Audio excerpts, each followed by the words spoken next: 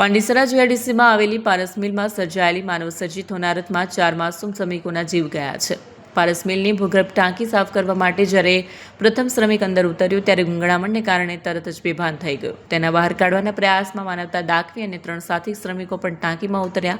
જોકે ટાંકીમાં ઓક્સિજનનો અભાવ અને ઝેરી વાયુ ન હોવાના કારણે 4 શ્રમિકો ત્યાં જ ફસાઈ ગયા। મિલ સ્ટાફ દ્વારા તમામને બહાર કાઢી હોસ્પિટલ ખસેડાયા, પરંતુ ત્યાં સુધી મોડું થઈ ગયું। હોસ્પિટલમાં દાખલ કરાયેલા શ્રમિકો પૈકી સૌથી પહેલા સોનુ કુમાર કમલેશ પાસવાન મોત જાહેર કરાયા, જે બાદ તપાસ દરમિયાન દીપુ કુમાર ઉર્ફે અંકિત રવિન્દ્ર પાસવાન, સંદીપ કુમાર સંતોષભાઈ પાસવાન અને મલેન્દ્ર પાસવાને પણ દમ તોડી દીધો।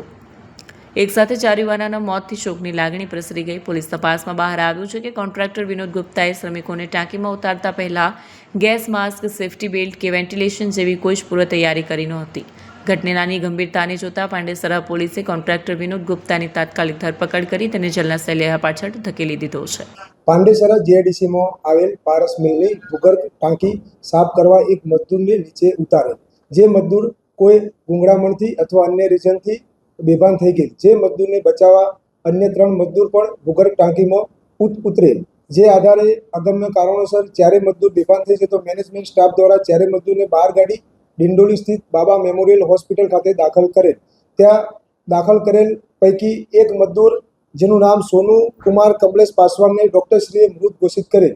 જે આધારે પાંડેસરા પોલીસે અકસ્માત મોત 42/2026 મુજબ ગુનો દાખલ કરેલ। ત્યારબાદ તપાસ દરમિયાન જણાઈ આવેલ કે અન્ય 3 મજદૂર જેના નામ દીપુ કુમાર ઉર્ફે અંકિત રવિન્દ્ર પાસવાન તથા સંદીપ કુમાર સંતોષભાઈ પાસવાન તથા મલેન્દર પાસવાન નાઓને પણ મૃત ઘોષિત કરેલ।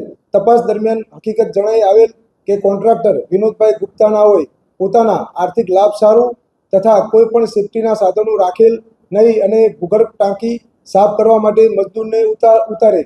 જે આધારે વિનોદભાઈ ગુપ્તા તથા અન્ય જવાબદાર અધિકારી વિરુદ્ધ પાંડેસરા પોલીસ સ્ટેશન દ્વારા શાહ અપરાધ મનુષ્યવધનો ગુનો દાખલ કરે।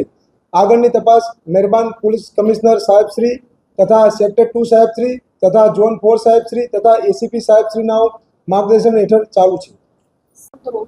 હા, વિનોદભાઈ ગુપ્તા મુખ્ય કોન્ટ્રાક્ટર હતો। હા, એ આગળની તપાસ ચાલુ છે।